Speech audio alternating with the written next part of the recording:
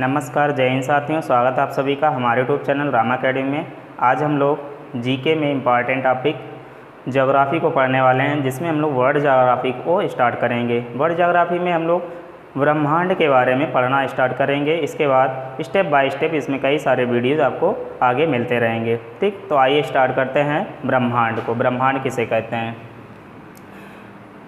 देखिए, ब्रह्मांड जो है ये कई गैलेक्सियों से मिलकर बनता है।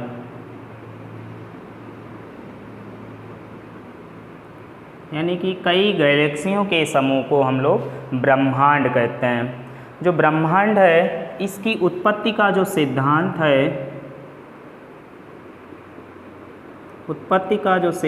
है, उसका नाम दिया गया है महाविस्फोट सिद्धांत। सिद्धांत का नाम है महाविस्फोट सिद्धांत, या इसे बिग बैंग थ्योरी।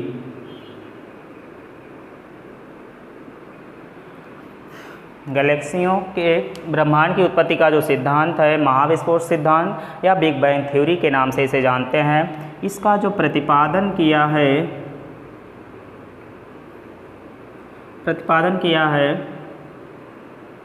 1894 में एक वैज्ञानिक हैं जॉर्ज लेमेंतेयर। ठीक है, महाविस्फोट सिद्धांत जो है इसका प्रतिपादन किया है किसने? जॉर्ज लेमेंतेयर ने। कब? 1894 में। ठीक, और इसकी जो व्याख्या की है, ब्रह्मांड की व्याख्या 1967 में रॉबर्ट वेगनर ने की है। ठीक है, महाविस्फोट सिद्धांत की व्याख्या किसने की है? 1967 में रॉबर्ट वेगनर ने, और इसका जो प्रतिपादन किया है वो 1894 में जॉर्ज लेमेंतेयर ने किया है। आइए आगे देखते हैं। जो ब्रह्मांड की उत्पत्ति हुई है इसमें गैलेक्सियों की जो संख्या है उसमें 1000 अरब गैलेक्सी हैं।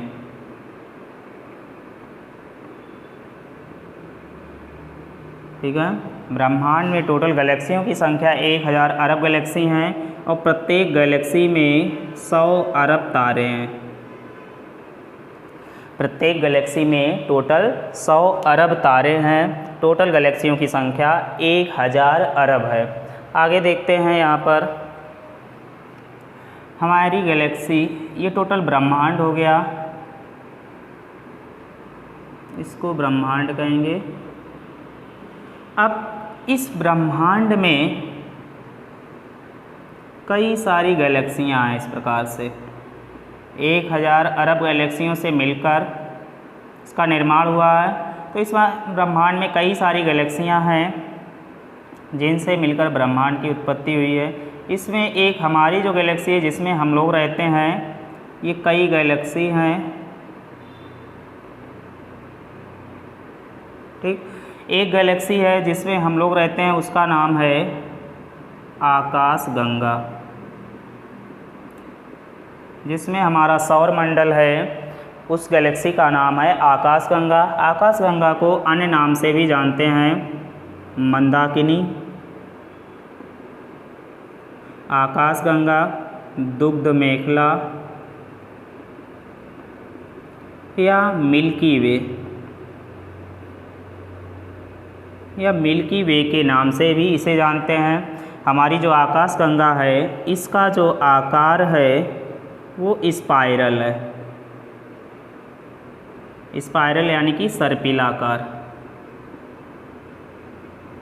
सर्पिलाकार का मतलब होता है ये गोल नहीं है, सर्पिलाकार इस प्रकार से है हमारी आकाशगंगा। ठीक है, अब हमारी जो आकाशगंगा है इसमें क्या है? कई सारे तारे मिलकर गैलेक्सी का निर्माण करते हैं। ठीक, तो हमारी जो आकाशगंगा है इस गैलेक्सी में हम रहते हैं, इसमें कई सारे तारे हैं। क्या हैं? कई सारे तारे हैं। इन तारों में एक मुख्य तारा है हमारा सूर्य। ठीक है। सूर्य जो है इसके चारों ओर ग्रह परिक्रमा करते हैं। सूर्य के चारों ओर ग्रह पश्चिम से पूर्व दिशा की ओर परिक्रमा करते हैं। तो जिस गैलेक्सी में हम लोग रहते हैं उसका नाम है आकाशगंगा, मंदाकिनी या दुग्ध मेखला। आकार जो है इसका वो स्पाइरल सर्पिलाकार है। इसको मिल्की वे के नाम से भी जानते हैं। और इस आकाशगंगा में कई सारे तारे हैं जिसमें एक तारा है सूर्य। ठीक है, हमारे सौर मंडल का एक भाग है सूर्य। सूर्य के चारों ओर ग्रह जो हैं चक्कर लगाते हैं।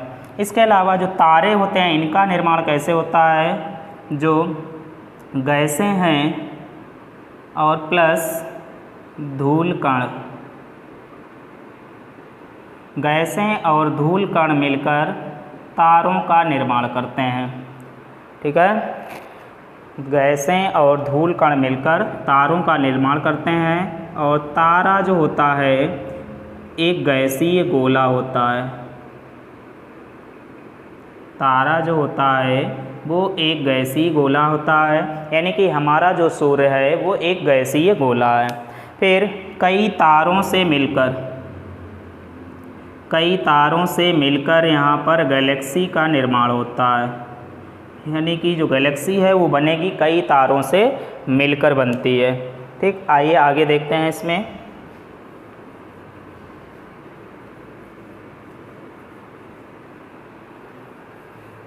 यानी कि हमारी जो गैलेक्सी है उसका नाम है दुग्ध मेखला, मंदाकिनी, आकाशगंगा या मिल्की वे। ठीक है, इसके अलावा जो तारे होते हैं इनमें प्रकाश स्वयं का नहीं होता है। तारों में जो प्रकाश होता है खुद का प्रकाश नहीं होता है। तारों में जो प्रकाश आता है वो नाभिकीय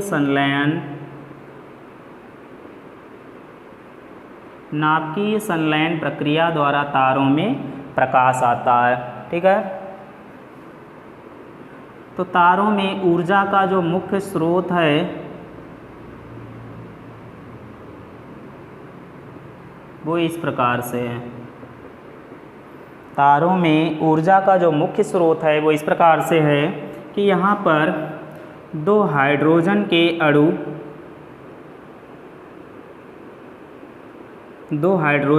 अणु मिलकर यहाँ पर हीलियम का निर्माण करते हैं प्लस ऊर्जा को मुक्त करते हैं। ठीक है, दो हाइड्रोजन के अणु मिलकर यहाँ पर हीलियम का निर्माण करते हैं और ऊर्जा को मुक्त करते हैं। इस ऊर्जा के कारण ही तारों में खुद का प्रकाश आता है।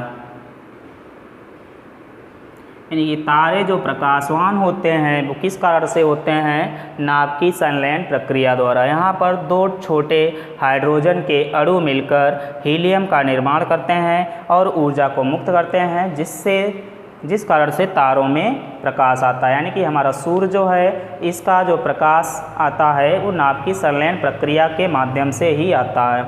आगे देखिए यहाँ पर अगला पॉइंट,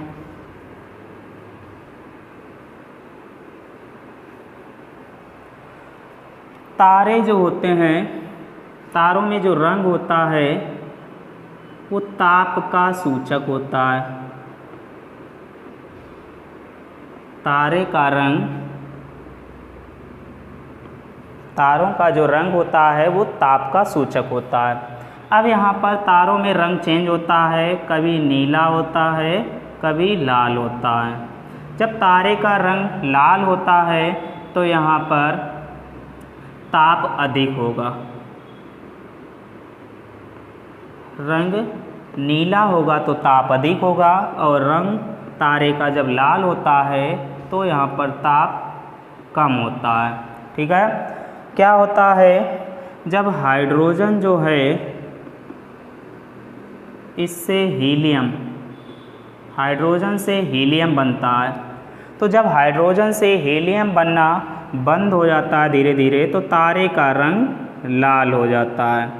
हाइड्रोजन से हीलियम बनना धीरे धीरे जब नष्ट हो जाता है, धीरे धीरे ख़त्म हो जाता है हीलियम बनना, तो तारे का रंग लाल हो जाता है। तारे जो होते हैं वो सदैव ताप के सूचक होते हैं। तारे का रंग नीला होगा तो ताप यहाँ पर अधिक होगा, तारे का रंग लाल होगा तो ताप यहाँ पर कम होगा। हाइड्रोजन से जब हीलियम बनना बंद हो जाता है तो यहाँ तारे का रंग लाल हो जाता है। आगे देखिएगा नेक्स्ट पॉइंट में,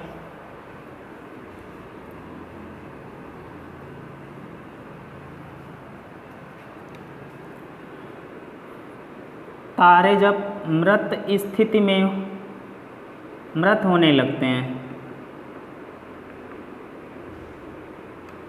जब तारे मृत होने लगते हैं तो उस स्थिति को रक्त दानव कहते हैं।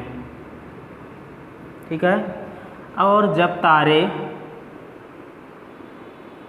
मृत स्थिति में होते हैं, मृत होने लगते हैं तो कहते हैं रक्त दानव, लेकिन जब तारे मृत स्थिति में होते हैं तो उसको कहते हैं सुपरनोवा विस्फोट।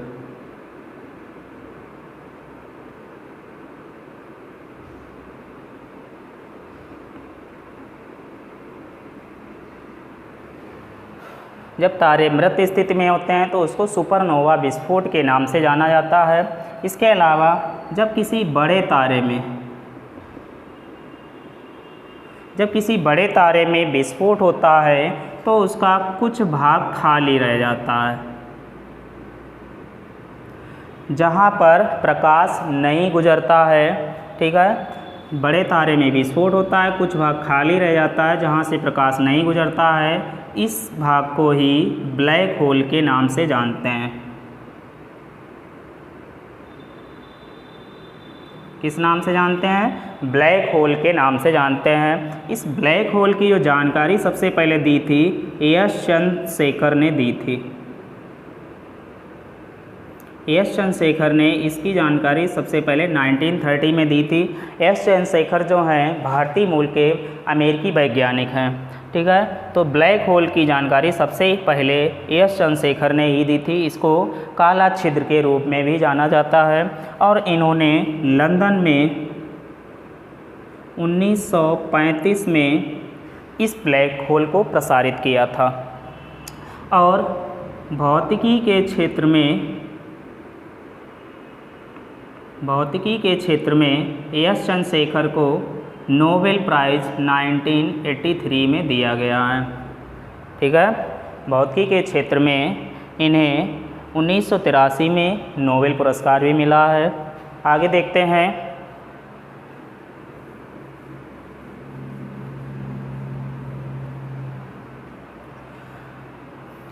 अंतरिक्ष में सबसे तेज़ी से घूमने वाले तारे को कहते हैं पल्सर या न्यूटन स्टार भी कहा जाता है। पूछा जाता है क्वेश्चन कि अंतरिक्ष में सबसे तेज़ी से घूमने वाला तारा है, उसका नाम है पल्सर या न्यूटन स्टार। इसके अलावा हमारा जो अंतरिक्ष है, यहाँ पर टोटल 88 तारामंडल हैं। टोटल तारामंडल की संख्या 88 है। सभी तारे जो हैं यहाँ पर समान रूप से चमकीले दिखाई पड़ते हैं। सभी तारे यहाँ पर समान रूप से चमकीले दिखाई पड़ते हैं, इसलिए इसे नक्षत्र या तारामंडल या सप्तऋषि के नाम से जानते हैं। क्या कहते हैं? नक्षत्र, तारामंडल या सप्तऋषि। अंतरिक्ष में टोटल तारों की संख्या, तारामंडल जो हैं इनकी संख्या है 88। ठीक है। उत्तरी ध्रुव,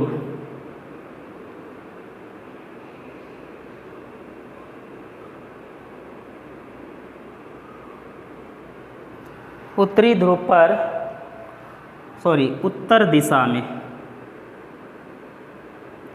दिशा में चमकने वाले तारे को ध्रुव तारा कहते हैं। उत्तर दिशा में चमकने वाले तारे को ध्रुव तारा कहा जाता है। आगे देखिए, जो सूर्य है और पृथ्वी। तो पृथ्वी के निकटतम का जो पहला तारा है वो सूर्य है और दूसरा है प्रॉक्सिमा सेंचुरी।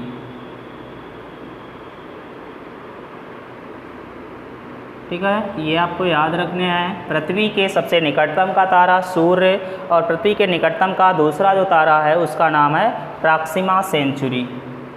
और सबसे चमकीला जो तारा है, चमकीला तारा, उसका नाम है साइरस। ठीक है, ये सबसे चमकीला तारा है हमारा साइरस। इसके अलावा यहाँ पर अंतरिक्ष में अगर कोई व्यक्ति अंतरिक्ष यान में है तो उसको अंतरिक्ष का रंग काला दिखाई पड़ता है, क्योंकि अंतरिक्ष में वायुमंडल की अनुपस्थिति है। ठीक है, तो इसलिए उसको अंतरिक्ष का रंग ब्लैक दिखाई पड़ता है। तो ये कुछ पॉइंट थे ब्रह्मांड से संबंधित। उम्मीद करते हैं आप लोगों को ये वीडियो पसंद आया होगा, और अगर आप लोगों को वीडियो पसंद आ रहा है तो प्लीज़ हमारे चैनल को लाइक एंड सब्सक्राइब करें और अपने दोस्तों को भी शेयर करें, जिससे आने वाली नोटिफिकेशन की जानकारी उनको मिलती रहे। हमारा चैनल देखने के लिए आप लोगों का बहुत बहुत धन्यवाद।